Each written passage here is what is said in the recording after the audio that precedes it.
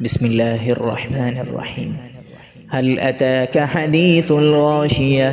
وجوه يومئذ خاشعة عاملة ناصبة تصلى نارا حامية تسقى من عين آنية ليس لهم طعام إلا من ضريع لا يسمن ولا يغني من جوع وجوه يومئذ ناعمة لسعيها راضية في جنة عالية لا تسمع فيها لاغية فيها عين جارية فيها سرر مرفوعة وأكواب موضوعة ونمارق مصفوفة وزرابي مبثوثة أفلا ينظرون إلى الإبل كيف خلقت وإلى السماء كيف رفعت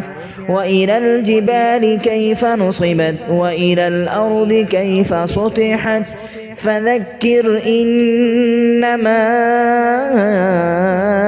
أنت مذكر لست عليهم بمسيطر إلا من تولى وكفر فيعذبه الله العذاب الأكبر إن إلينا إيابهم ثم إن علينا حسابهم.